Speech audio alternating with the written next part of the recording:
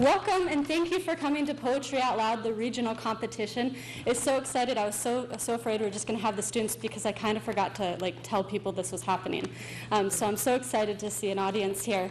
My name is Jillian Doherty. I'm a librarian here at Sentinel, and I've been participating in Poetry Out Loud since I've been in the district for 6 years now. I actually started at Hellgate, and Sean Gant introduced me to Poetry Out Loud, and I really loved it. And when I came here the next year, luckily, I had Kim Rott, the other librarian I work with. She's, pushes me and encourages me to follow all the ideas that I have in the library. So she worked with me to get this implemented at Sentinel, and our English department has been really, really great to bring it into their classroom. So we've been able to get it started here. Sorry, I'm a little bit nervous. Talking into mics freaks me out a little bit. So I'd first like to thank the judges and the community members up here helping us. Dr. Apostle, the superintendent of MCPS, is one of our judges. Libby Oliver, the dean of students at Sentinel, is another judge. And Kim Anderson, an associate director of Humanities Montana, is our third judge. And we just really appreciate you spending your time tonight working with us because this is such a great program. I'd also like to thank Kirsten Cooper. She's scoring accuracy for tonight, and Mrs. Wagamont at the very end. She's our prompter for tonight. Also, Mrs. Reinecke and Mrs. Rott they're going to be scoring, and they'll be in the other room, with all the super secret scores. So it's going to be really, really good. I just wanted to give you a quick rundown of the evening. Each student has prepared 2 poems. We're going to come in order, and the order is actually in the program. There's round 1, round 2. The order they're listed in is the order they're going to present their poems in.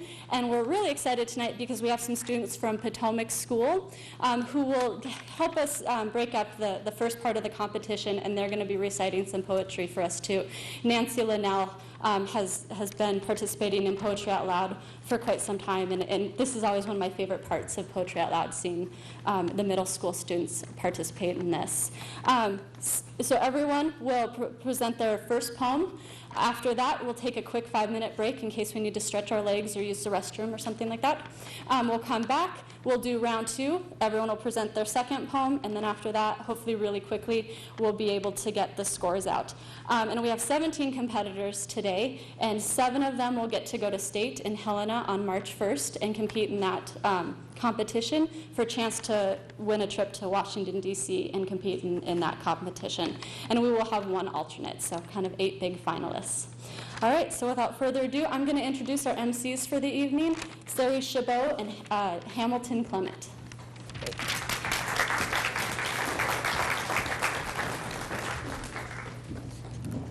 Good evening and welcome to the Regional Poetry Out Loud competition. I'm Sari. And I'm Hamilton. We're going to be your MCs for tonight. And to start out the competition, it's poetry, so in the words of the great writer William Shakespeare, I'm a poet, and I didn't even know it. Our first speaker will be Ingrid Bioluco. Ingrid, come step up the stage.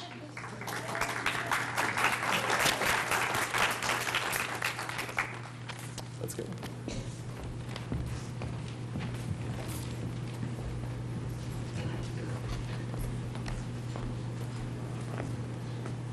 Hi. So, excuse me. My poem is Abandoned Farmhouse by Ted Kuzer. He was a big man, says the size of his shoes on a pile of broken dishes by the house. A tall man, too, said the length of the bed in an upstairs room. And a good, God-fearing man, said the Bible with a broken back on the floor beneath the window, dusty with sun.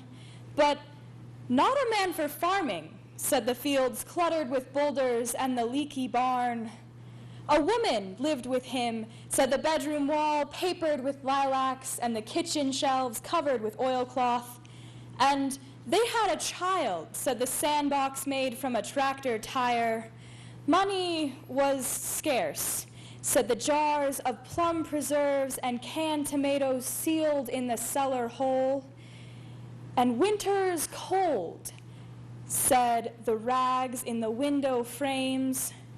It was lonely here, said the narrow country road. Something went wrong, said the empty house in the weed-choked yards. The stones in the field say he was not a farmer. The still-sealed cans in the cellar say she left in a nervous haste. And the child? Its toys are strewn in the yard like branches after a storm. A rubber cow, a tractor with a broken plow, a doll in overalls. Something went wrong, they say.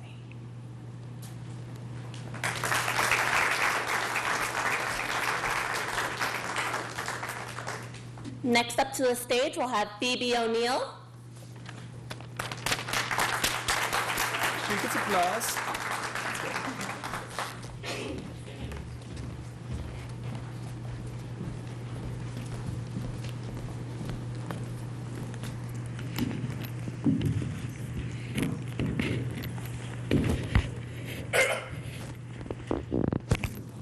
Hello, I will be presenting the poem Annabel Lee, written by Edgar Allan Poe. It was many and many a year ago, in a kingdom by the sea, that a maiden there lived whom you may know by the name of Annabel Lee. And this maiden, she lived with no other thought than to love and be loved by me. I was a child, and she was a child, in this kingdom by the sea, but we loved with a love that was more than love, I and my Annabel Lee, with a love that the winged seraphs of heaven coveted her and me. And this was the reason that long ago, in this kingdom by the sea, a wind blew out of a cloud, chilling my beautiful Annabel Lee, so that her high-born kinsman came and bore her away from me to shut her up in a sepulchre in this kingdom by the sea. The angels not half so happy in heaven when envying her and me. Yes, this was the reason, as all men know, in this kingdom by the sea, that the wind blew out of the cloud by night, chilling and killing my Annabel Lee. But our love, it was stronger by far than the love of those who were older than we, of many far wiser than we, and neither the angels in heaven above nor the demons down under the sea could ever dissever my soul from the soul of the beautiful Annabel Lee. For the moon never beams without bringing me dreams of the beautiful Annabel Lee. And the stars never rise, but I feel the bright eyes of the beautiful Annabel Lee. And so all the night tide, I lie down by the side of my darling, my life and my bride, in her sepulchre there by the sea, in her tomb by the sounding sea. Thank you.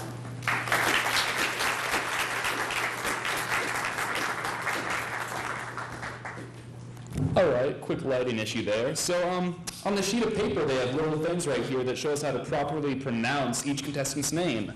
So would Carly Brents please step up? Oh, it's Carly Brents. Would Carly Brents please step up to the stage?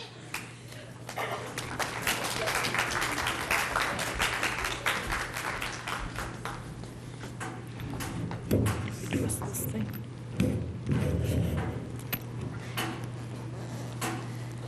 I will be reciting Barter by Sarah Teasdale. Life has loveliness to sell, all beautiful and splendid things. Blue waves whitened on a cliff, soaring fire that sways and sings, and children's faces looking up, holding wonder like a cup. Life has loveliness to sell, music like a curve of gold, scent of pine trees in the rain, eyes that love you, arms that hold, and for your spirit's still delight, holy thoughts that star the night. Spend all you have for loveliness, buy it and never count the cost. For one white, singing hour of peace, count many years' strife well lost. And for a breath of ecstasy, give all you have been or could be.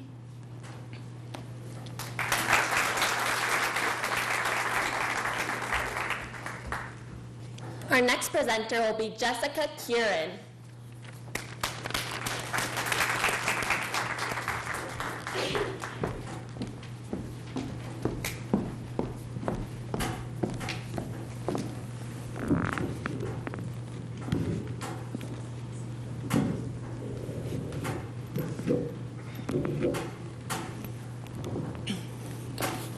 This is Life by Edith Wharton. Life, like a marble block, is given to all, a blank, inchoate mass of years and days, whence one with ardent chisel swift essays, some shape of strength or symmetry to call. One shatters it in bits to mend a wall. One in a craftier hand the chisel lays, and one, to wake the mirth in Lesbia's gaze, carves it apace in toys fantastical.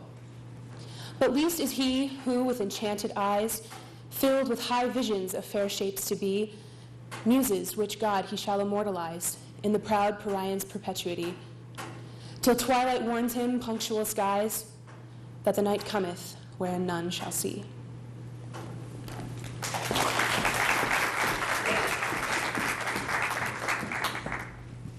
All right, and now will Stella Shannon please step up to the stage.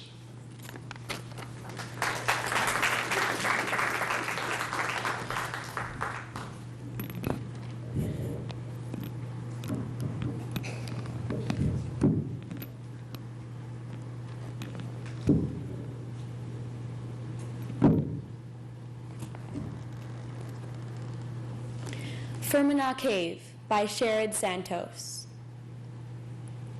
An emerald dungeon's black light glow glimmered in the deeper reaches, where my son and I could hear the slub of water riddling through the muck. We'd stumbled on it following a stream, his first cave, made stranger still by a chill that closes on the goblin heart of a boy inflamed by stories where gnome clans hoarded underground bone shard, mandrake, monkey gland, and eel. And so, grave Hansel paying out his last scraps of bread, he inched inward, looking back and gathering himself as he devolved step by step along the wet-ribbed walls. The umfallow seepage of a subterranea that dreamed us into its kingdom come, where, like some secret dreams make known, the burnt punk smell of marijuana cluttered up the air. And just beyond, just close enough to see, a spur of light that, like a dwindling eye mote, disappeared. Then the sound a human soul makes as it slips out from the throat. Composed in darkness, my son's hand closed on mine. I bent to whisper, we could turn back now. But his voice was there before me saying, something's here. And something was. Something that in that instant rose and moved off from us, or drew up close. In either case, my son came to me, almost weightlessly at first, then hungry for what was filling up my arms, the startled, upriding body weight of a boy I'd never before felt rock so solidly into the place I was, blind and hunkered in the earthen air. I held him only a moment there. We didn't speak. And though the wheeze of his breathing must have stopped my ears for weeks to come, settling him back to sleep at night or waking him from some troubling dream, I'd hear the soft concussion of an outsized heartbeat. I could not decide was mine or his, or the strangers I had brought us to. Or if what happened would happen again, years from now, when he is grown, and I have grown newly strange to him.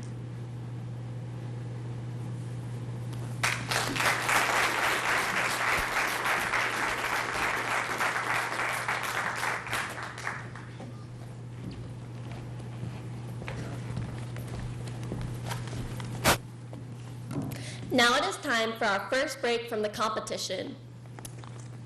Now, while everyone's taking a break, we're going to hear from some middle schoolers, and this mic is way too low. Let me fix that up. 6'1", no big deal. So, we're going to hear from a middle schooler. Please welcome Mallory Philibert to the stage. She is an 8th grader at Potomac School. Come on up. I can, fix the mic for you now. You know, I think it's going to be good. Yeah. Good luck. I am performing Ode on the Death of a Favorite Cat Drowned in a Tub of Goldfishes by Thomas Gray. 'Twas on a lofty vase's side, where China's gayest art had dyed the azure flowers that blow. Demurest of the tabby kind, the pensive Selima reclined, gazed on the lake below. Her conscious tale, her joy declared, the fair round face, the snowy beard, the velvet of her paws. Her coat, that which the tortoise vies, her ears of jet, her emerald eyes, she saw and purred applause. Still had she gazed, but midst the tide 2 angel forms were seen to glide, the genii of the stream. Their scaly armors, Tyrian hue, through richest purple to the view, betrayed a golden gleam. The hapless nymph with wonder saw a whisker first, and then a claw. With many an ardent wish, she stretched in vain to reach the prize. What female heart can gold despise? What cat's averse to fish? Presumptuous maid, with looks intent, again she stretched, again she bent, nor knew the gulf between. Malignant fate sat by and smiled. The slippery verge her feet beguiled. She tumbled headlong in. 8 times emerging from the flood, she mewed to every watery god some speedy aid to send. No dolphin came, no nereid stirred, nor cruel Tom, nor Susan heard. A favorite has no friend. From hence, ye beauties, undeceived, no one false step is ne'er retrieved, and be, with caution, bold. Not all that tempts your wandering and heedless hearts is lawful prize, nor all that glisters gold.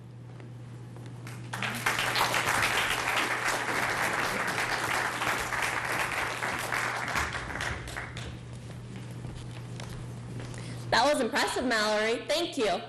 Next up, we'll have Andrew Lichty. Applause.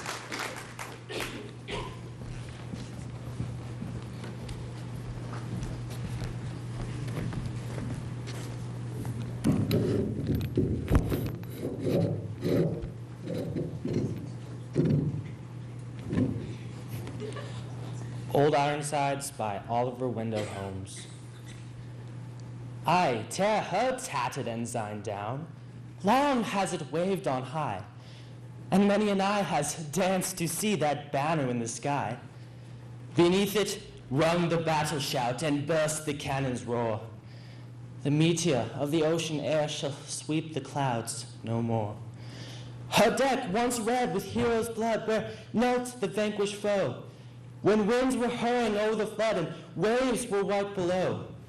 No more shall feel the victor's tread, or know the conquered knee. The harpies of the shore shall pluck the eagle of the sea. Oh, better that her shattered hulk should sink beneath the wave.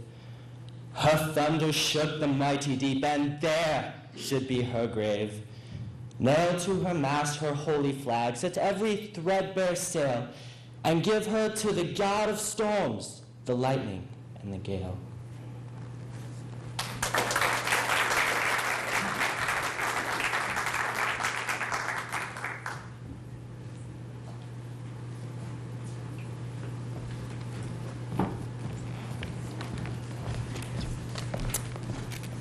So I just found this swimming noodle backstage, and I don't know what it's doing here, but I like it. Please welcome Ryan Hamby to the stage.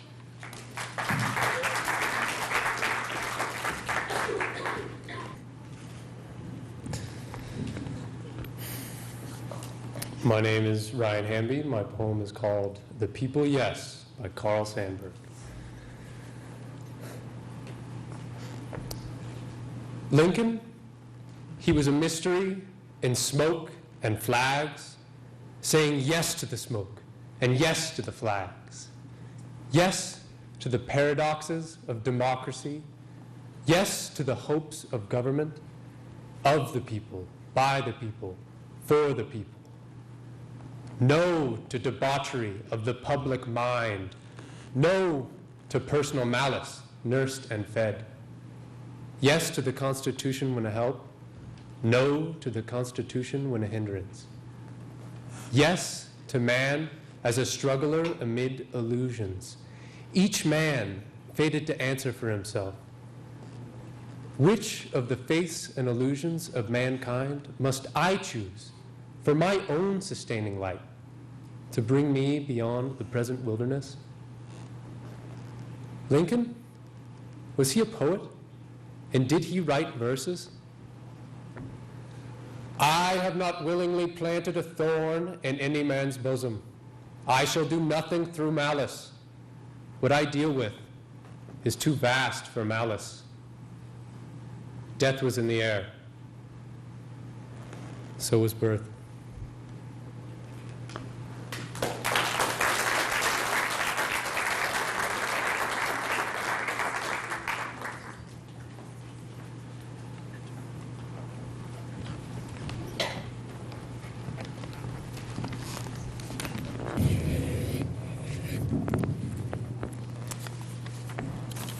And next up to the stage, we'll have Haley Kendley.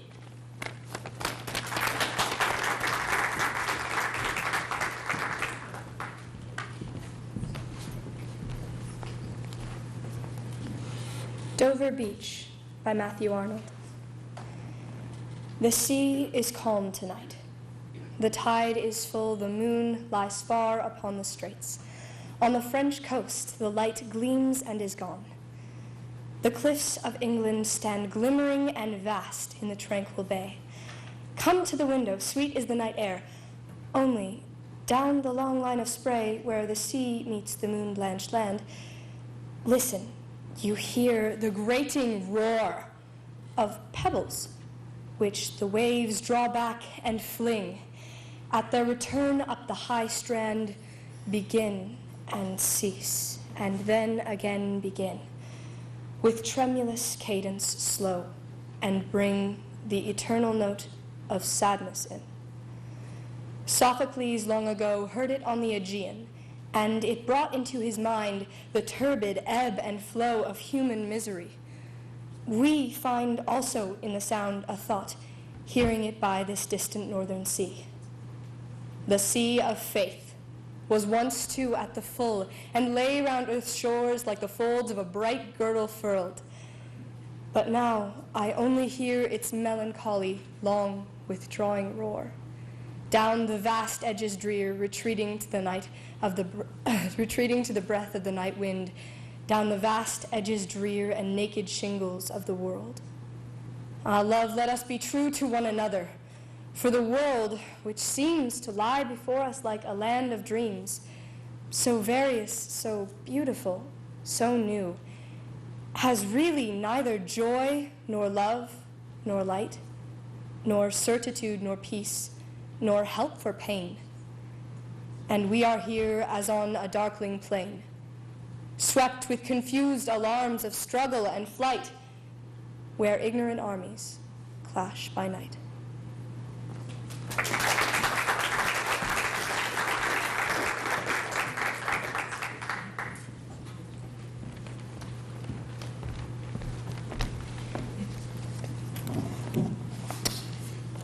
Will Isaiah Cocroft please step up to the stage? I like that name.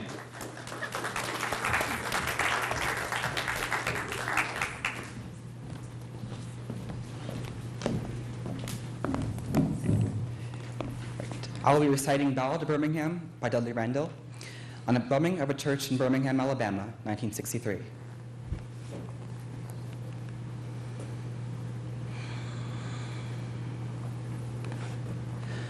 Mother dear, may I go downtown instead of out to play and march the streets of Birmingham in a freedom march today?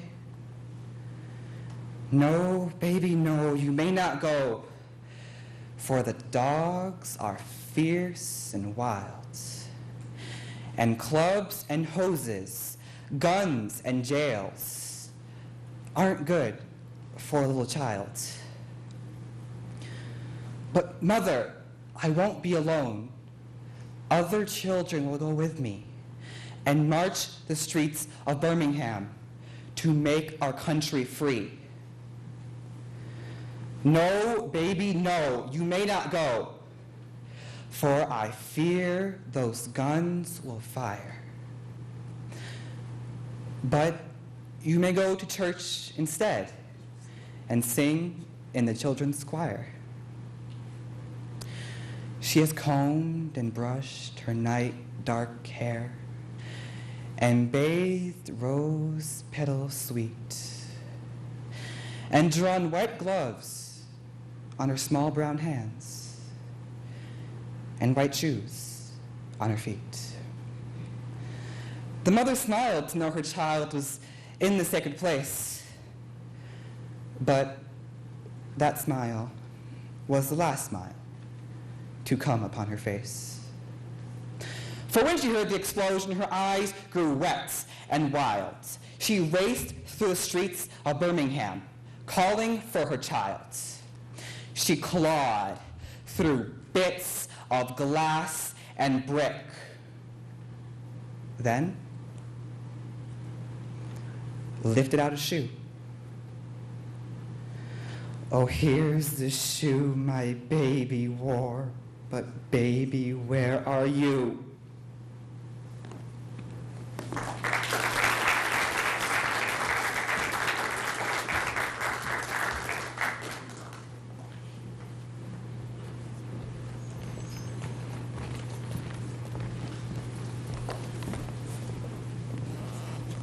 Up next, we'll have Rachel Devine.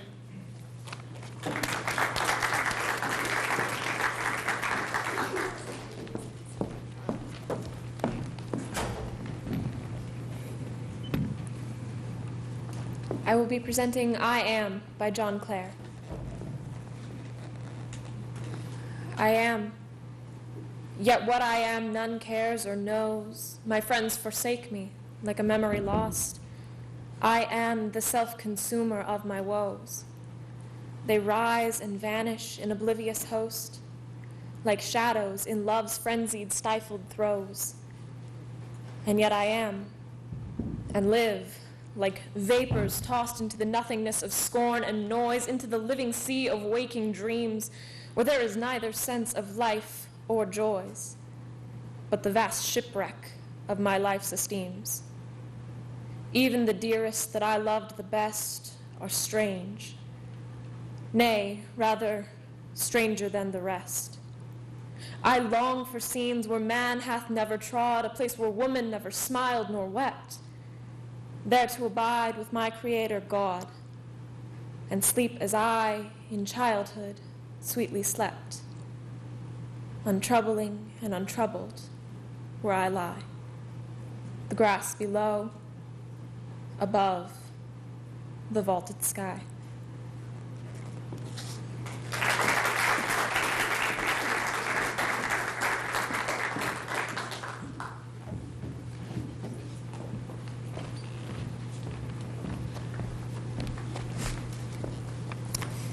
All right, we're going to take another short break from the actual competition with a middle schooler poet. Would you please welcome Hannah Brown from Potomac School. She's a 7th grader to the stage. There she is. She's walking down the aisle. Ooh, she's blushing. She's blushing a little bit. Look at that. Look how much she's blushing. All right, welcome.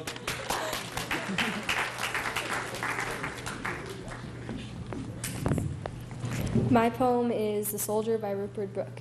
If I should die, think only this of me. There is some corn, a foreign field that is forever England.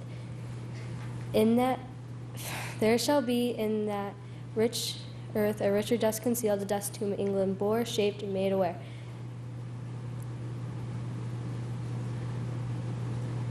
Gave once her flowers to love, her ways to roam.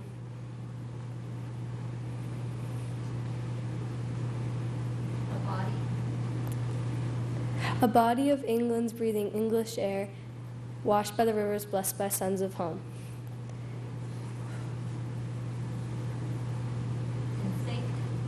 And think this heart all evil shed away, thought in the internal mind no less.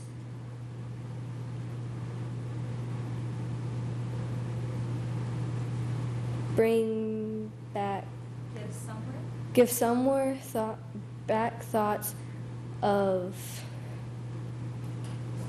England given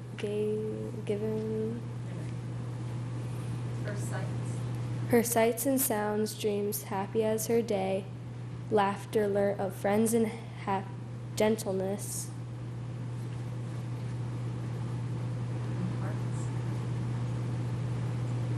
In hearts at peace under an English heaven.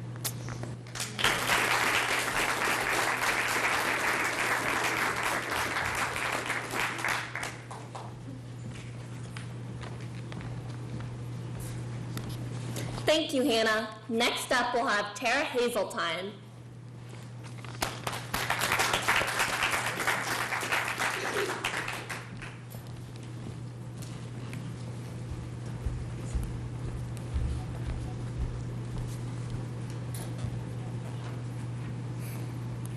No Coward Soul Is Mine by Emily Bronte.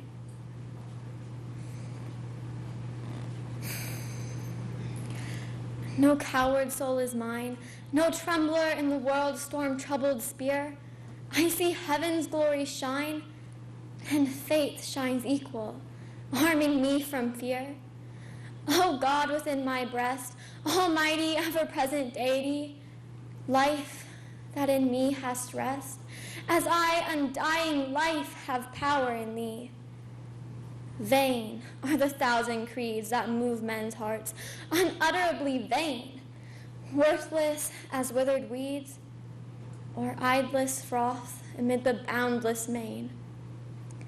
To awaken doubt in one, holding so fast by thy infinity, so surely anchored on the steadfast rock of immortality.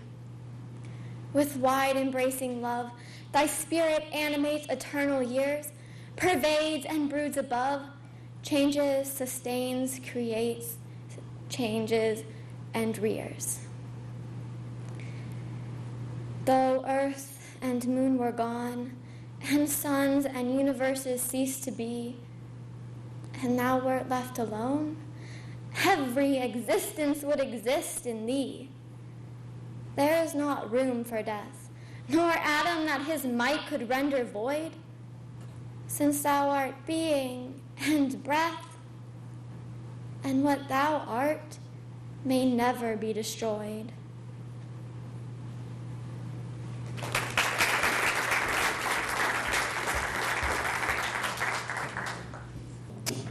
All right, our next speaker will be Rebecca Poliquin. And there she is.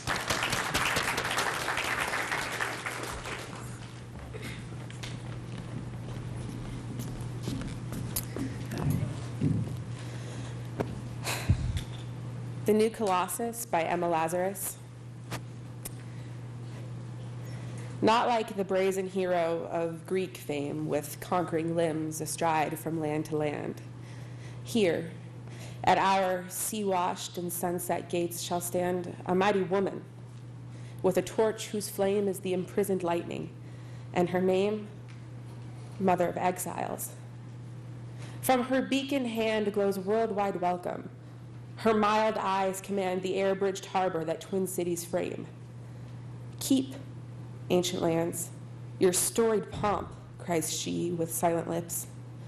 Give me your tired, your poor, your huddled masses yearning to breathe free. the wretched refuse of your teeming shores. Give these, the homeless, the tempest-tossed, to me. I lift my lamp beside the golden door.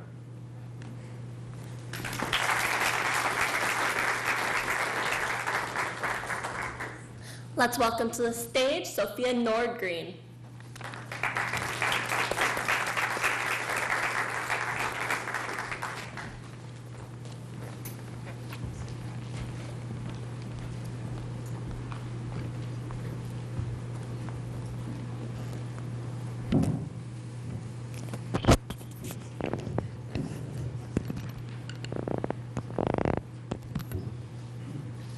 Contraction by Ravi Shankar.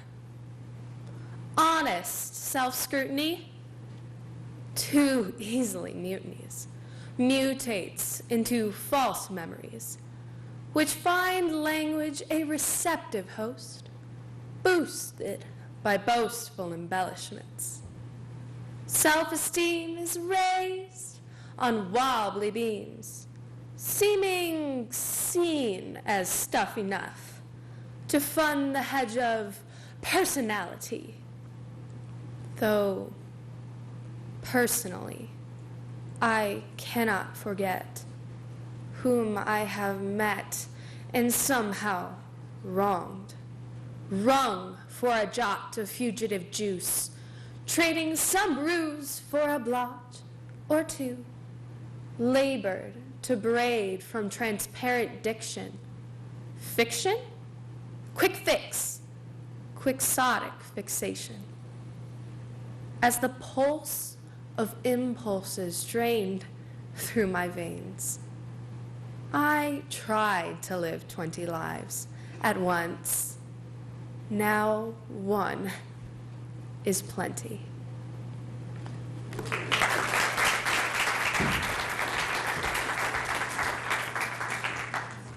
And our next speaker will be Austin Graff.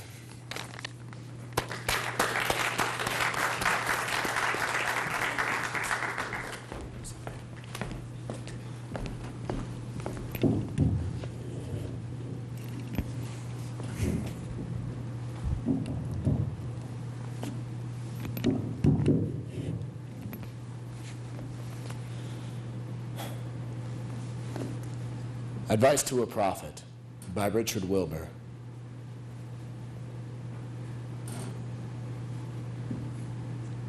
When you come, as you soon must, to the streets of our city, mad-eyed from stating the obvious, not proclaiming our fall, but begging us in God's name to have self-pity. Spare us all word of the weapons, their force and range, the long numbers that rocket the mind. Our slow, unreckoning hearts will be left behind, unable to fear what is too strange. Nor shall you scare us with talk of the death of the race. How should we dream of this place without us? The sun, mere fire.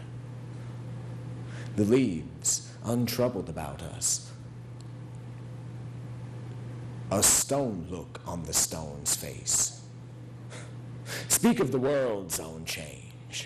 Though we cannot conceive of an undreamt thing, we know, to our cost, how the dreamt cloud crumbles. The vines are blackened by frost. How the view alters.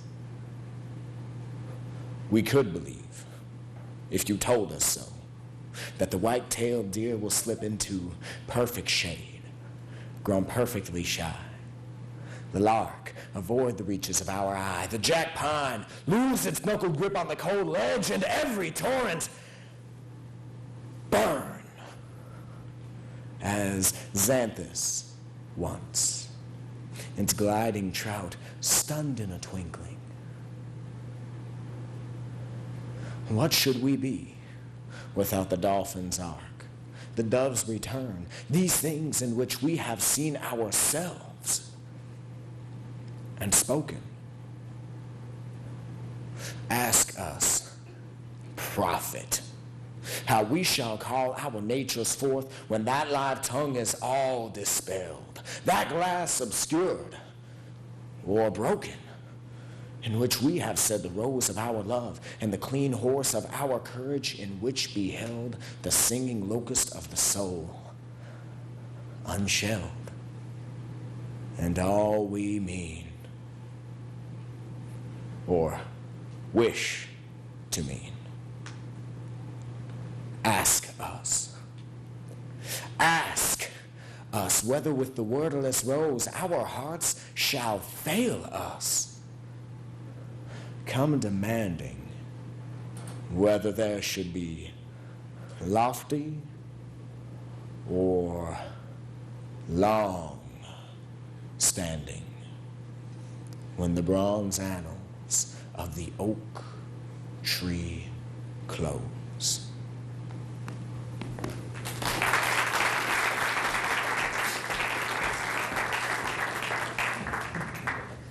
Let's welcome to the stage Bonnie Walgamont.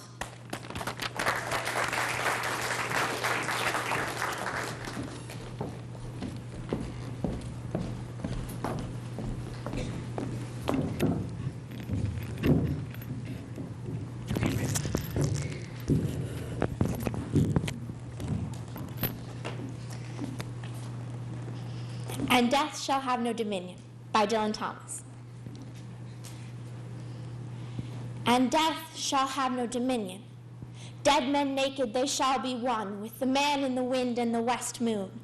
When their bones are picked clean and the clean bones gone, they shall have stars at elbow and foot. Though they go mad, they shall be sane. Though they sink through the sea, they shall rise again. Though lovers be lost, love shall not, and death shall have no dominion. And death shall have no dominion. Under the windings of the sea, they lying wrong shall not die windily. Twisting on racks when sinews give way, strapped to a wheel, yet they shall not break. Faith in their hands shall snap in two, and the unicorn evils run them through. Split all up ends, they shan't crack, and death shall have no dominion. And death shall have no dominion. No more may gulls cry at their ears, or waves break loud on the seashores. Where blew a flower, may a flower no more lift its head to the blows of the rain. Though they be mad and dead as nails, heads of the characters hammer through daisies. Break in the sun till the sun breaks down, and death shall have no dominion.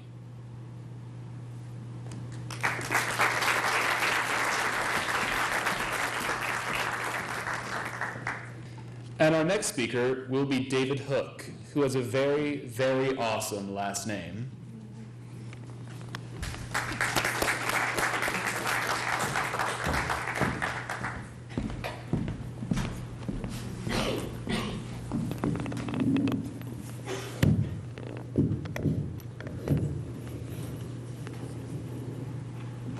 The trick is to be smarter than the mic.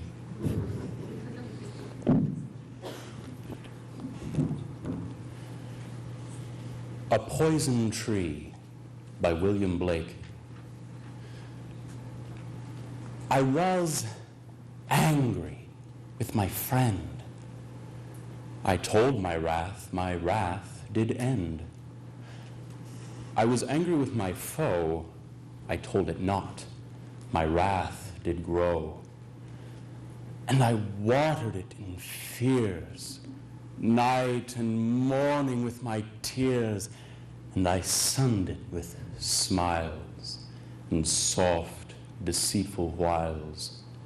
And it grew both day and night, till it bore an apple bright. And my foe beheld it shine, and he knew that it was mine. And into my garden stole when the night had veiled the pole. And in the morning, glad I see my foe, outstretched beneath the tree.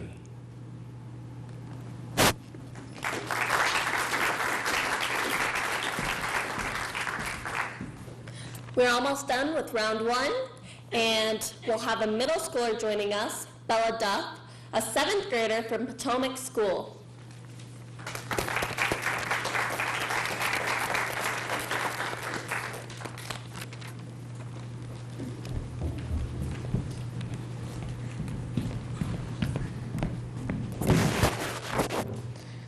I'm going to be doing One Perfect Rose by Dorothy Parker.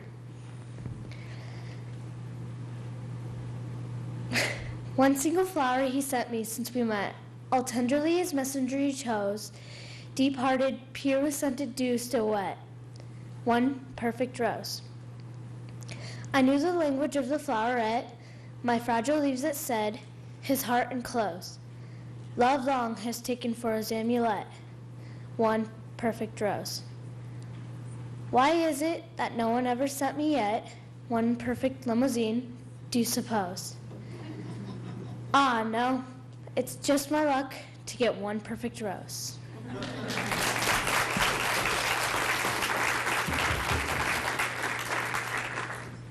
Next up, we have Maria Sainsbury from Potomac School, and she is a 7th grader, and she will recite her poem for us.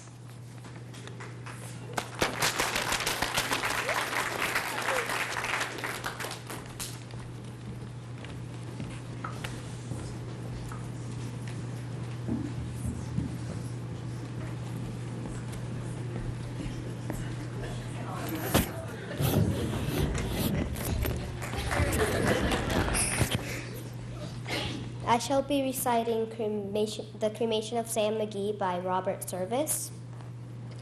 There are strange things done in the midnight sun by the men who moil for gold. The Arctic trails have their secret tales that would make your blood run cold. The northern lights have seen queer sights. The queerest they ever did see was the night on the marge by Lake the Barge I cremated Sam McGee. Now Sam McGee was from Tennessee where the cotton blooms and blows. Why he left his home in the south to roam round the pole, God only knows. It was always cold, but the land of gold seemed to hold him like a spell. Though he'd often say in his homely way, he'd sooner live in hell. On a Christmas day we were mushing our way over the Dawson Trail. Tug of your cold through the parka's fold, it stabbed like a driven nail. If our eyes we closed and the lashes froze till sometimes we couldn't see. It wasn't much fun, but the only one to whimper was Sam McGee.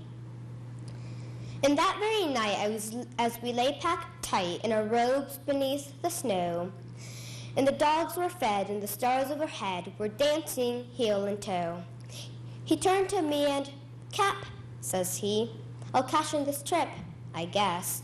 And if I do, I'm asking that you won't refuse my last request." Well, he seemed so low that he couldn't say no. Then he said with a sort of moan, "It's this cursed cold and it's got right hold till I'm chilled clean through to the bone. You tain't being dead is my awful dread of the icy grave that pains. So I want you to swear that, foul or fair, you'll cremate my last remains." A pal's last need is a thing to heed, so I swore I would not fail. And we started on at the streak of dawn, but God, he looked ghastly pale. He crouched on the sleigh, and he raved all day of his home in Tennessee. And before nightfall, a corpse was all that was left of Sam McGee. There wasn't a breath in that land of death, and I hurried, horror-driven, with the corpse half hid that I couldn't get rid, because of a promise given. It was lashed to the sleigh, and it seemed to say, "You may tax your brawn and brains, but you promised true, and it's up to you to cremate those last remains." A promise made is a debt unpaid, and the trail has its own stern code. In the days to come, though my lips were dumb and my heart high cursed that load, in the long, long nights by the lone firelight, while the huskies round in a ring howled out their woes to the homeless snows. Oh God, how I loathed that thing. And every day that quiet clay seemed to heavy and heavier grow. And on I went, though the dogs were spent and the grub was getting low. The trail was bad, and I felt half mad, but I swore I would not give in. And often I'd sing to that hateful thing, and I hearkened with a grin, till I came to the marge of Lake Labarge, and a derelict there lay. It was jammed in the ice, but I saw in a trice, it was called the Alice May. I looked at it, and I thought a bit. Then I looked at my frozen chum. Then here, said I with a sudden cry, is my crematorium. Some planks I tore from the cabin floor, and I lit the boiler fire. Some coal I found that was lying around, and I heaped that fuel higher. The flames just soared, and the furnace roared, such a blaze you seldom see. And I burned a hole in the glowing coal, and I stuffed in Sam McGee. Then I made a hike, for I didn't like to hear him sizzle so. And the heavens howled, and the huskies and the heavens scowled, and the huskies howled, and the wind began to blow. It was icy cold, but the hot sweat rolled down my cheeks. I don't know why. And the greasy smoke and an inky cloak went streaking down the sky. I do not know how long in the snow I wrestled with grisly fear, but the stars came out and danced about ere again I ventured near. I was sick with dread, but I bravely said, I'll just take a peep inside. I guess he's cooked, and it's time I looked, and the door I opened wide. And there sat Sam, looking cool and calm in the heart of the furnace roar, and he wore a smile, you could see him on, he said, please close that door.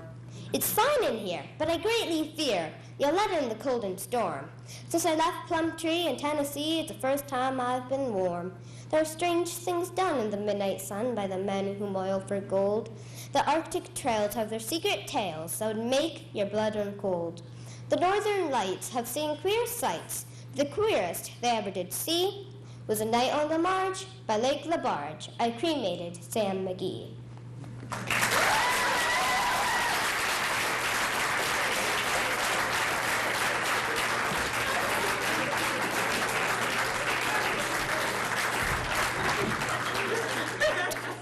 Before our next you know what, this isn't working out for me. Better. Before our next contestant, I just want to say I've been really inspired by all these speakers, and because of that, I'm going to recite a free verse poem, completely original, never before heard, right now. Once upon a midnight weary, while I pondered weak and weary over many a quaint and curious volume of forgotten lore. Whilst I pondered, nearly napping, suddenly there came a tapping, as if someone gently rapping at my chamber door, and then a bunch of other stuff happened, and a raven quoth nevermore.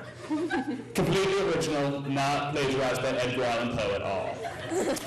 Please welcome our last speaker for round one, Katie Wickham.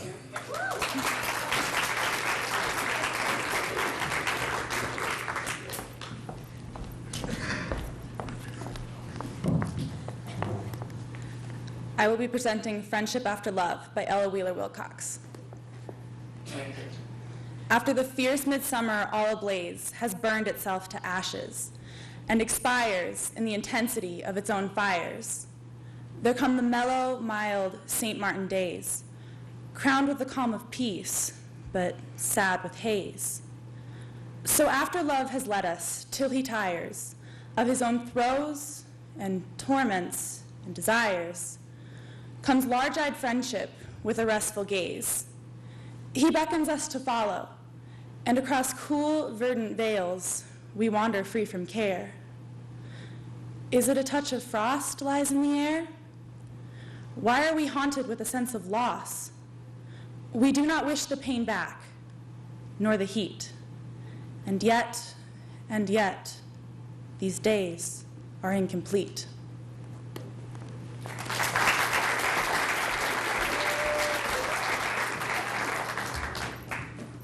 That's it for the first round of Poetry Out Loud. Everyone did a great job. I can already tell that this is going to be a tough competition. We're going to take a quick 5-minute break and then begin round two.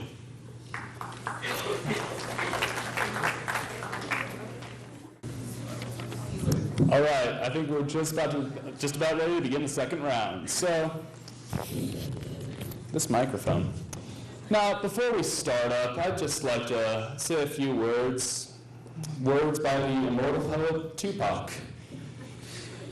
If I could recollect before my hood days, I sit in remembrance, thinking of bliss of the good days. I stop and stare at the younger, my heart goes to 'em. Test it was the stress that they under. Ghetto gospel, y'all. Our next contestant in round 2, well, our first contestant, will be... We will have Ingrid Beal Lukey, and back to share her second poem with us.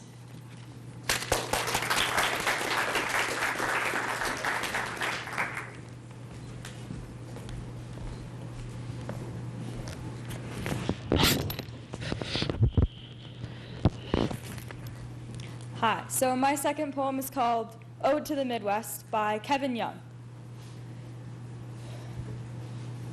The country I come from is called the Midwest. Bob Dylan. I want to be doused in cheese and fried. I want to wander the aisles, my heart's supermarket stocked high as cholesterol. I want to write a check in the express lane. I want to see what the sun sees before it tells the snow to go. I want to be the only black person I know. I want to throw out my back and not complain about it. I want to drive 2 blocks. Why walk? I want love and stuff. I want to jog down to the river and make it my bed. I want to walk its muddy banks and make me a withdrawal. I tried jumping in, but found it frozen. I'll go home, I guess, to my rooms where the moon changes and shines like television.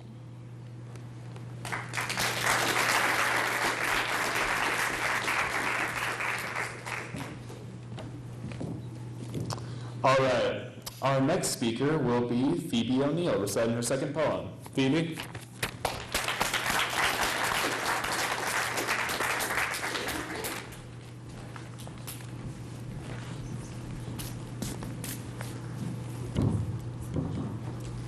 Hello again. I will be reciting the poem The More Loving One by W.H. Auden. Looking up at the stars, I know quite well that for all they care, I can go to hell. But on earth, indifference is the least we have to dread from man or beast. How should we like it, were stars to burn with a passion for us we could not return? If equal affection cannot be, let the more loving one be me.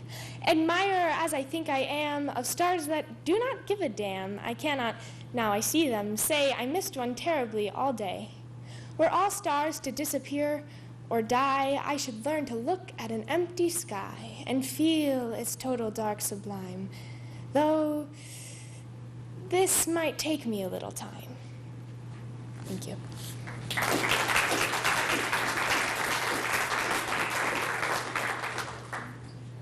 Next up, we have Carly Brentz.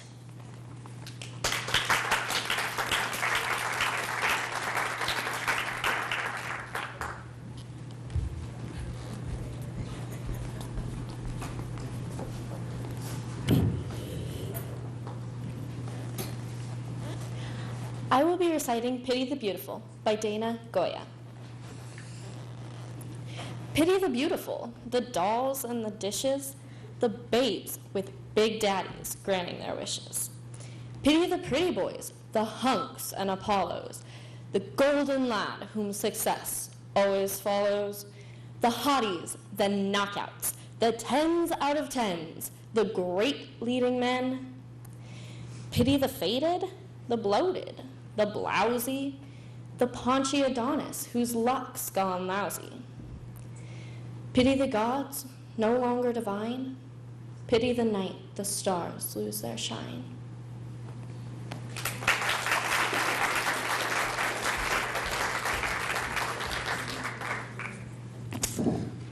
Would Jessica Kieran please step up to the stage?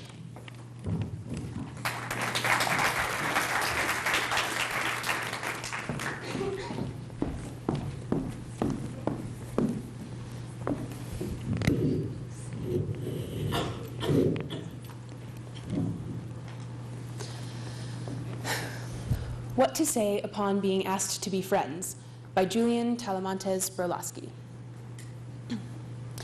Why speak of hate when I do bleed for love? Not hate, my love, but love doth bite my tongue till I taste the stuff that makes my rhyming rough. So flatter I my fever for the one for whom I inly mourn, though seem to shun. A rose is eros. So what if I've confused the shade that I've become with wine-dark substance in a lover's cup? But stop my tonguely wound, I've bled enough. If I be fair or false or freaked with fear, if my tongue in a locked box immure, blame not me, for I am sick with love. Yet I would be your friend most willingly, since friendship would infect me killingly.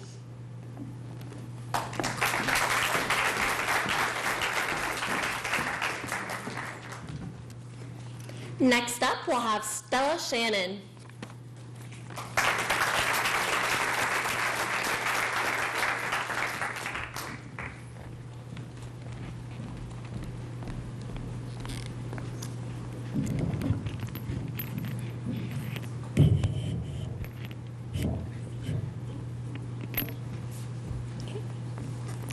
Degrees of Gray in Phillipsburg by Richard Hugo. You might come here Sunday on a whim. Say your life broke down. The last good kiss you had was years ago. You walk these streets laid out by the insane, past hotels that didn't last, bars that did, the tortured try of local drivers to accelerate their lives. Only churches are kept up. The jail turned 70 this year. The only prisoner is always in, not knowing what he's done. The principal supporting business now is rage. Hatred of the various grays the mountain sends, hatred of the mill, the silver bill repeal, the best-liked girls who leave each year for Butte. One good restaurant and bars can't wipe the boredom out. The 1907 boom. 8 going silver mines, a dance floor built on springs. All memory resolves itself in gaze. In panoramic green, you know the cattle eat. Or 2 stacks high above the town, 2 dead kilns, the huge mill in collapse for 50 years that won't fall finally down. Isn't this your life? That ancient kiss still burning out your eyes? Isn't this defeat so accurate? The church bell simply seems a pure announcement. Ring, and no one comes. Don't empty houses ring? Are magnesium and scorn sufficient to support a town? Not just Phillipsburg, but towns of towering blondes, good jazz and booze the world will never let you have until the town you came from dies inside. Say no to yourself. The old man, 20 when the jail was built, still laughs although his lips collapse. Someday soon, he says, I'll go to sleep and not wake up. You tell him, no! You're talking to yourself. The car that brought you here still runs.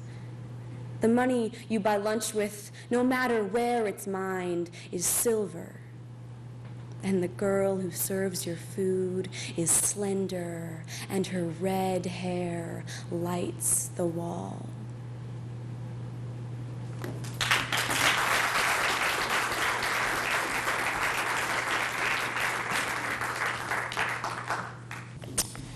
Our next speaker will be Andrew Lichty.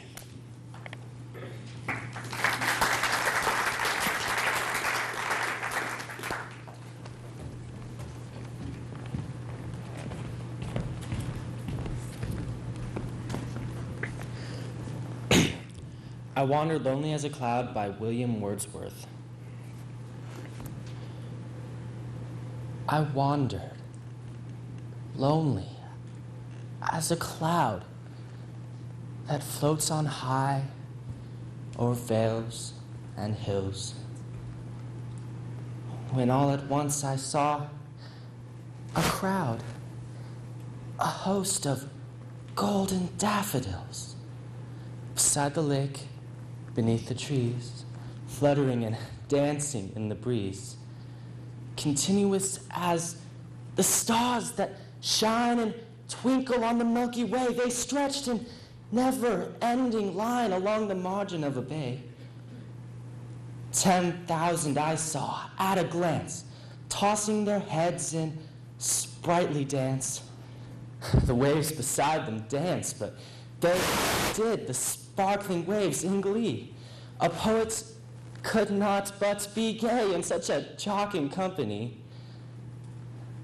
I gazed and gazed, but little thought what wealth the show to me had brought.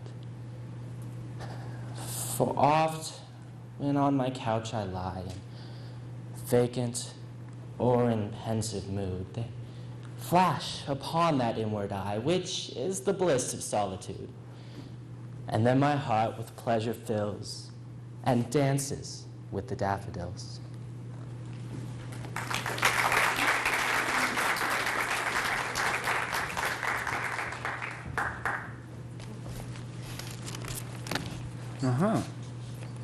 Oh, sorry. I was just busy reading the Sentinel Kona, a first-class paper for a first-class school. Our next speaker will be Ryan Hamby.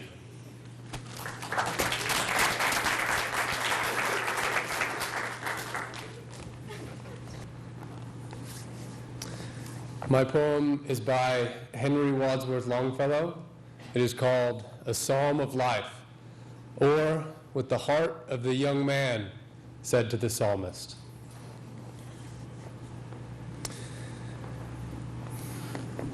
Tell me not in mournful number, life is but an empty dream. For the soul is dead that slumbers, and things are not what they seem. Life is real, life is earnest, and the grave is not the goal. Dust thou art, and dust returnest, was not spoken of the soul. Not enjoyment, and not sorrow, is our destined end or way, but to act, that each tomorrow find us farther than today. Art is long, and time is fleeting, and our hearts, though stout and brave, still like muffled drums are beating funeral marches to the grave. In the world's broad field of battle, in the bivouac of life, be not like dumb driven cattle, be a hero in the strife. Trust no future, however pleasant. Let the dead past bury its dead. Act in the living present, heart within, and God o'erhead.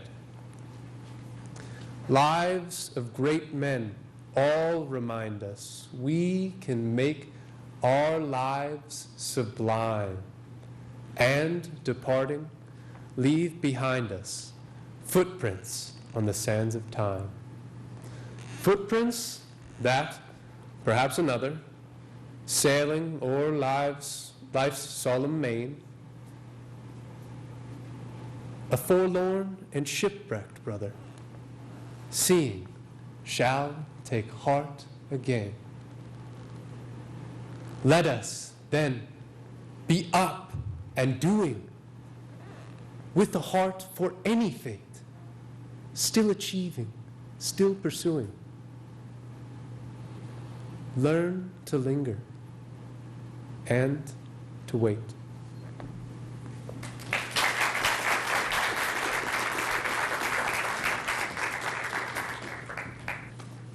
Next up, we have Haley Kendley.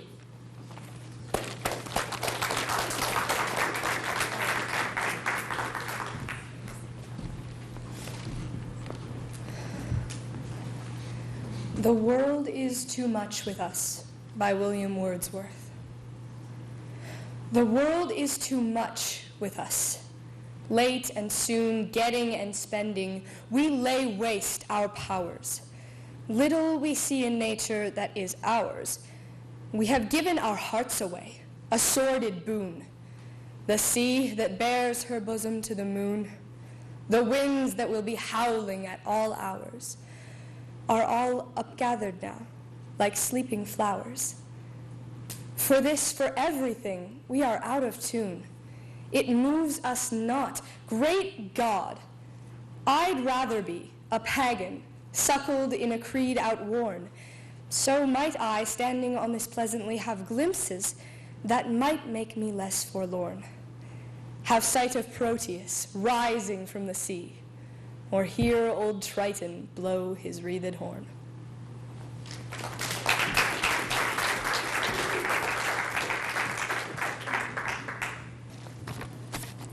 So as I mentioned earlier, we have the names in little parentheses so we can properly pronounce them. And I know whoever wrote this didn't have much time. It was kind of quickly put together, just a silly typo I thought I'd share.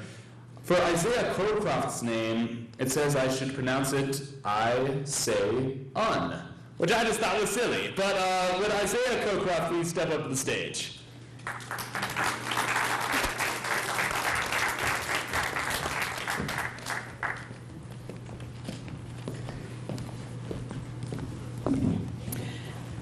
I will be reciting I Am the People, the Mob, by Carl Sandburg.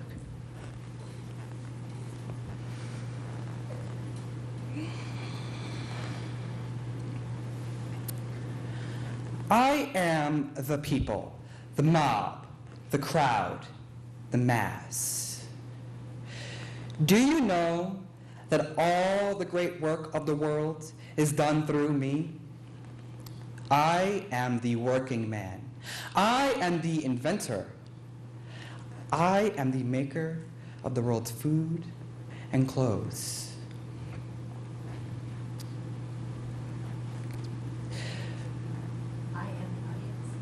I am the audience that witnesses history. The Napoleons come from me, and the Lincolns. They die, and then I send forth more Napoleons and Lincolns. I am the seed ground. I am a prairie that will stand for much plowing. Terrible storms pass over me. I forget. The best of me is sucked out and wasted. I forget. Everything but death comes to me and makes me work and give up what I have. And I forget. Sometimes I growl, shake myself, and spatter a few red drops for history to remember. Then, I forget.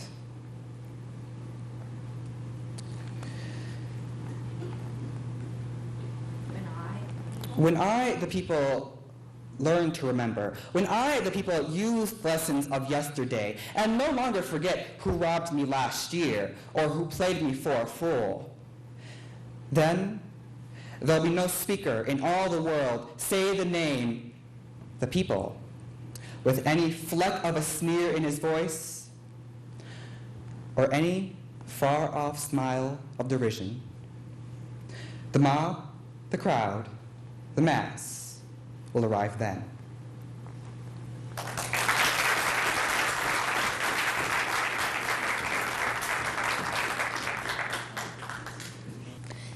Next up, we have Rachel Devine.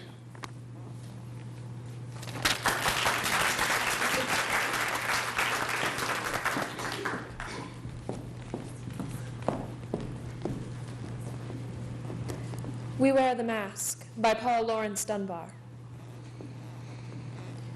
We wear the mask that grins and lies. It hides our cheeks and shades our eyes. This debt we pay to human guile. With torn and bleeding hearts we smile and mouth with myriad subtleties. Why should the world be overwise in counting all our tears and sighs? Nay, let them only see us while we wear the mask. We sing, but oh, the clay is vile beneath our feet, and long the mile. But let the world dream otherwise. We wear the mask.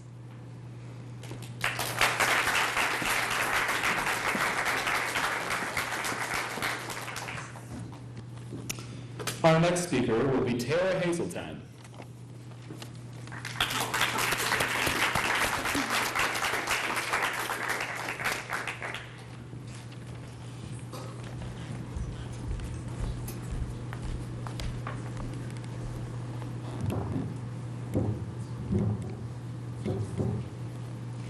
Advice to a Prophet by Richard Wilbur.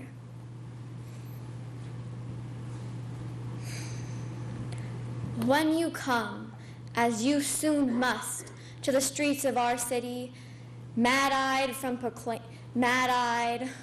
stating the obvious, not proclaiming our fall, but begging us, in God's name, to have self-pity.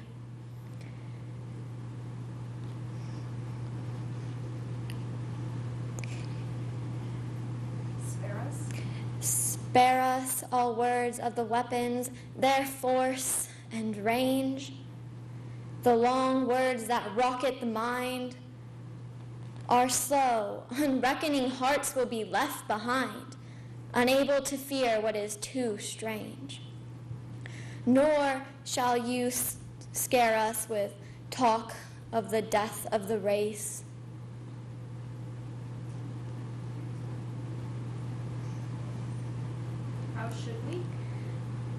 How should we dream of this place without us?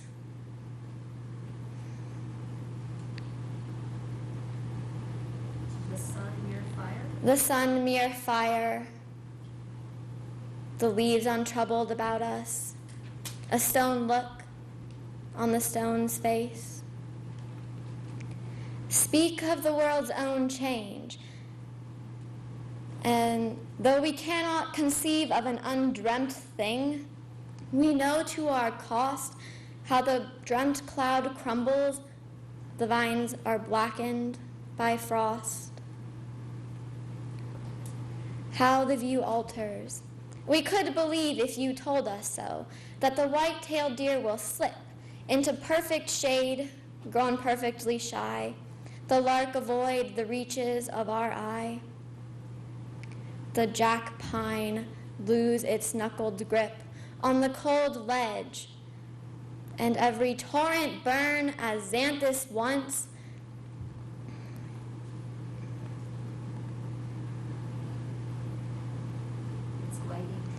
Its gliding trout.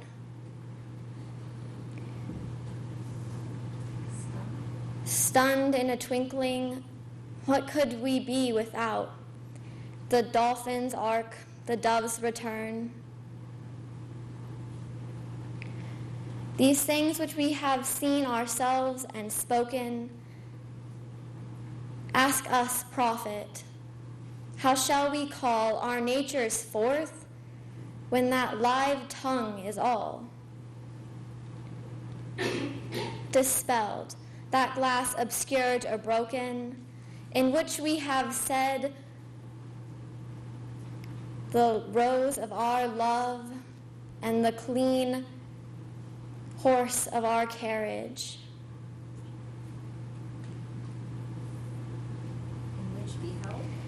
In which beheld the singing locust of the soul unshelled. And all we mean or wish to mean. Ask us. Ask us whether with the wordless rose our hearts shall fail us. Come demanding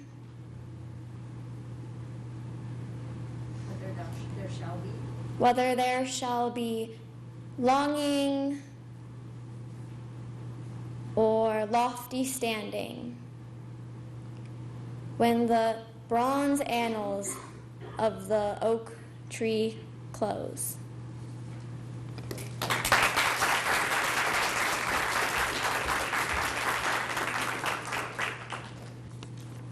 Our next competitor will be Rebecca Poliquin.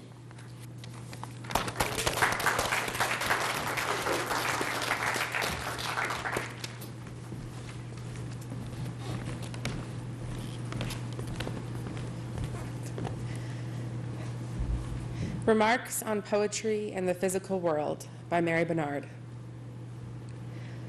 After reading Ash Wednesday, she looked once at the baked beans and fled. Lunchinless, poor girl, she observed a kind of poetic Lent. And I had thought I liked poetry better than she did. I do, but to me its most endearing quality is its unsuitableness, and conversely, the chief wonder in heaven, whither I also am sometimes transported, is the kind of baggage I bring with me. Surely there is no more exquisite jointure in the anatomy of life than that at which poetry dovetails with the inevitable meal, and Mrs. B sits murmuring of avocados.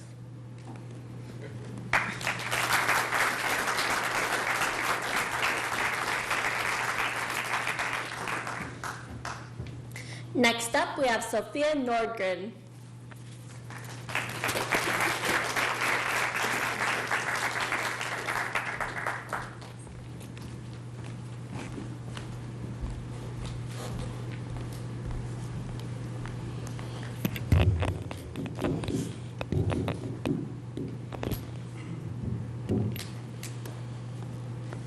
Baudelaire by Delmore Schwartz.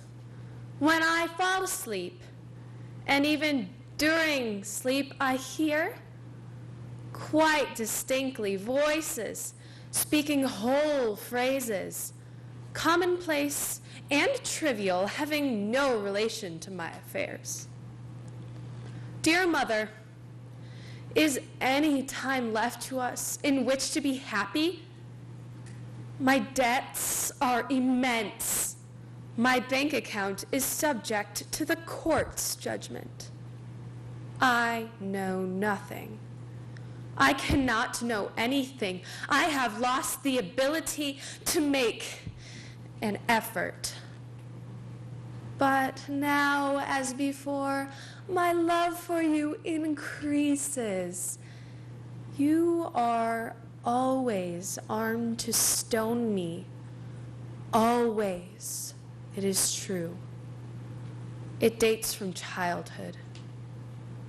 For the first time in my long life, I am almost happy. The book, almost finished, almost seems good. It will endure, a monument to my obsessions, my hatred, my disgust. Debts and inquietude persist and weaken me. Satan glides before me, saying sweetly, rest for a day. You can rest and play today. Tonight you will work.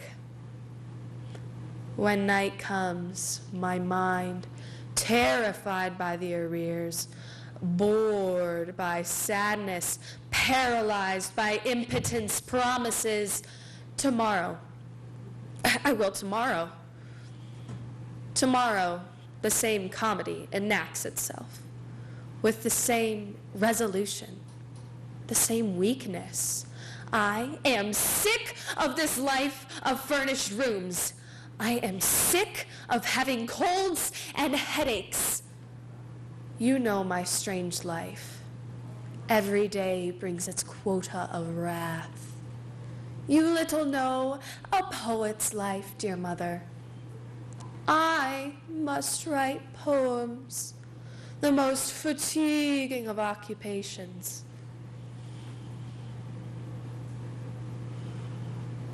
I am sad this morning.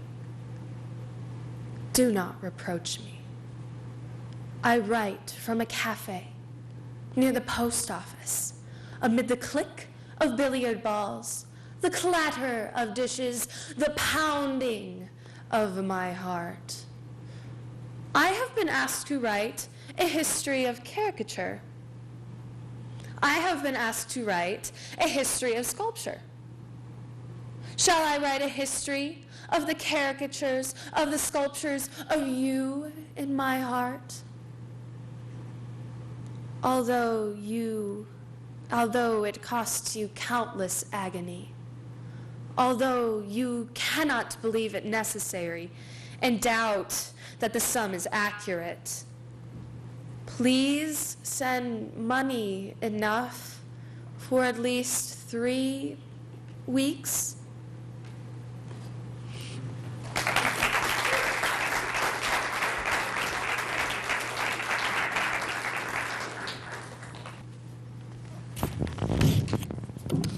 Hello. This is the best Morgan Freeman impression I could muster. Would Austin Graff please step up to the stage?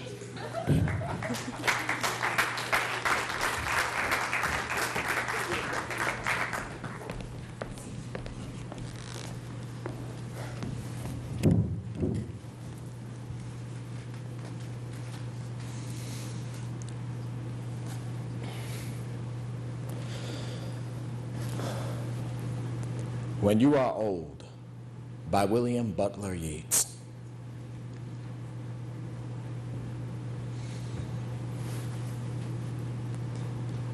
When you are old and gray and full of sleep and nodding by the fire, take down this book and slowly read and dream of the soft look your eyes had once and of their shadows deep. How many loved your moments of glad grace and loved your beauty with love false or true, but one man loved the pilgrim soul in you and loved the sorrows of your changing face, and bending down beside the glowing bars, murmur, a little sadly, how love fled and paced upon the mountains overhead and hid his face amid a crowd of stars.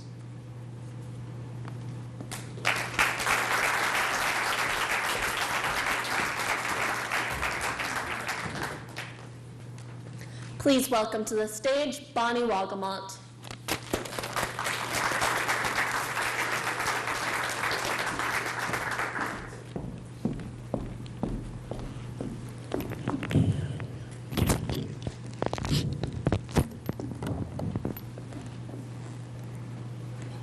Memory as a Hearing Aid by Tony Hoagland.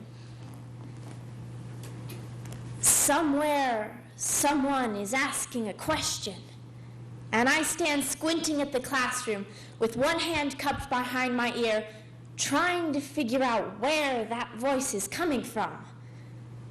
I might be already an old man, attempting to recall the night his hearing got misplaced, front row center at a battle of the bands, where a lot of leather-clad, second-rate musicians, amped up to dinosaur proportions, test drove their equipment through our ears. Each time the drummer threw a tantrum, the guitarists whirled and sprayed us with machine gun riffs, as if they wished that they could knock us quite literally dead. We called that fun in 1970, when we weren't sure our lives were worth surviving.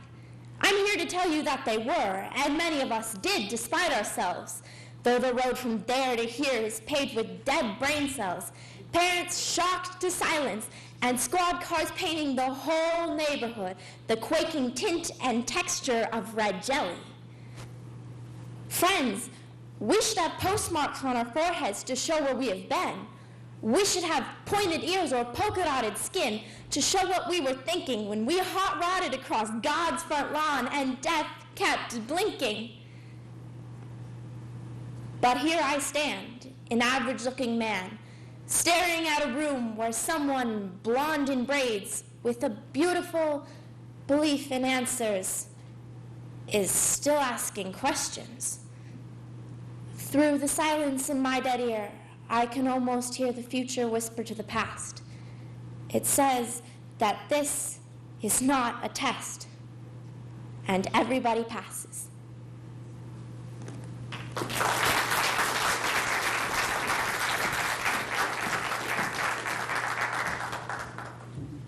Our next speaker is David Hook, but you know what? I prefer to call him Captain Hook. So, Captain Hook, up to the stage.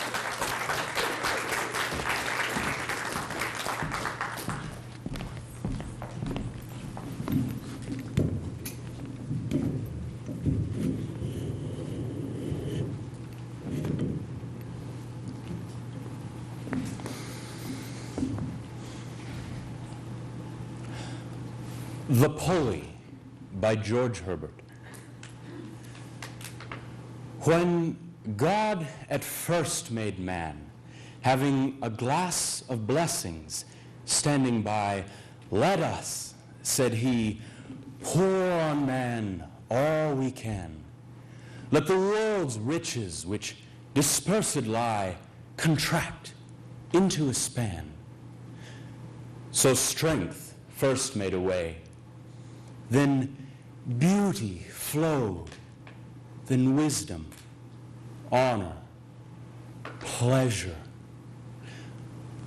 When almost all was out, God made a stay, perceiving that alone of all his treasure, rest in the bottom lay.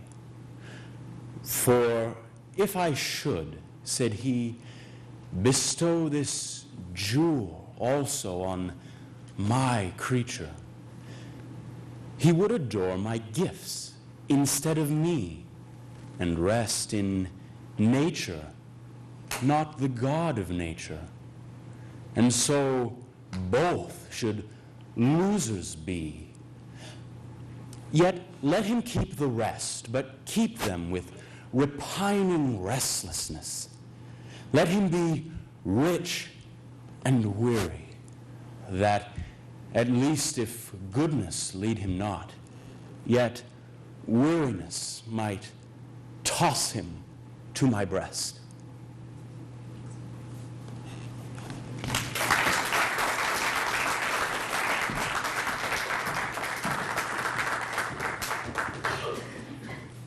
Next up, we'll have Katie Wickham.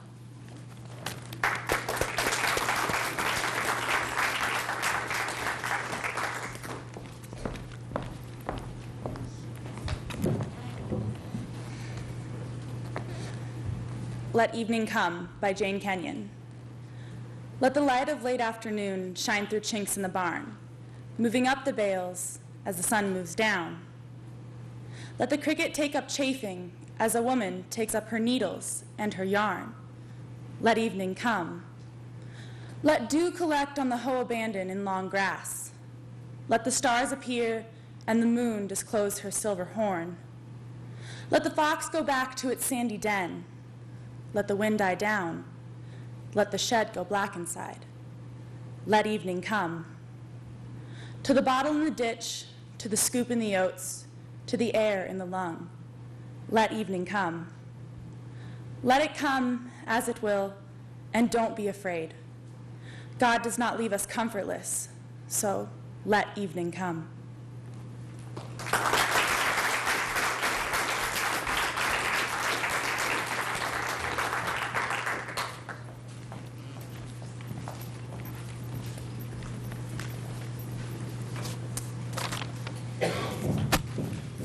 Well, I believe that wraps up our competition.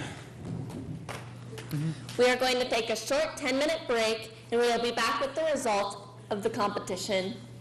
Really great job to everyone involved. It takes a great deal of courage to get up on this stage, but can we get a really special standing ovation for the person that put this all together, Mrs. Doherty? Standing ovation. Without her, this wouldn't have occurred. All right, 10 minutes break. We'll be right back. All right, we're back with the results. Yeah, Wagamot.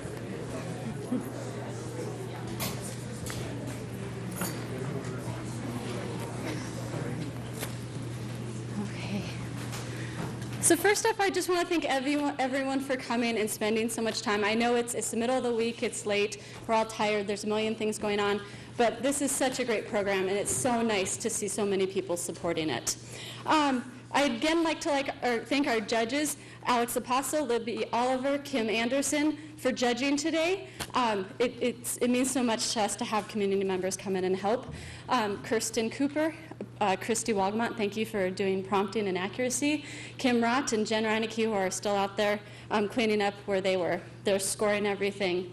And also I'd like to thank all the teachers around Western Montana. I forgot to say it actually at the beginning of the evening, but tonight is the Western Regional Poetry Out Loud competition, and we have students here from Eureka, Thompson Falls, Corvallis, Hellgate High School, Hamilton, Polson, Sentinel High School, so all over Western Montana. So it's really, really great that you made it to Missoula tonight to participate. And we'd like to thank the teachers there who help support these kids, because without those teachers, they wouldn't be here. So let's give them a round of applause. All right, so we'll get to the part where everyone wants to know. So we can take 8 people, well, not 8 people, 7 people to state, and we have 1 alternate. So when I call your name, if you'll come up on stage, and after this is done, I need you 7 to stick around because I have some paperwork to give to you. All right, so don't run out the door. All right, so in 8th place, our alternate is Phoebe O'Neill from Thompson Falls. Please come up.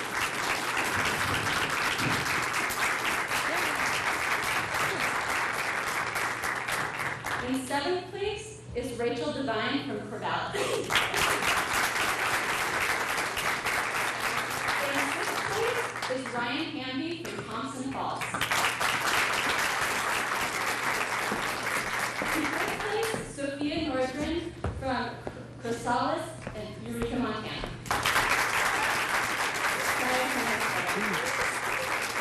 In 4th place is Bonnie Wagamont from Sentinel High School.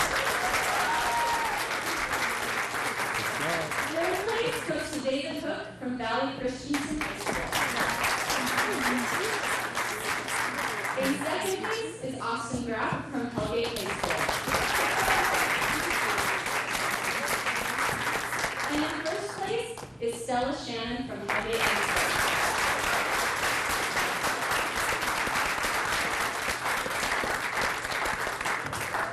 So these students will be able to travel to Helena, Montana, March 1st to compete in the state Poetry Out Loud competition, and they compete for a chance to make it to the national competition that happens in Washington, D.C. So let's give them a round of applause. And thank you for coming out this evening. Have a good night. All right.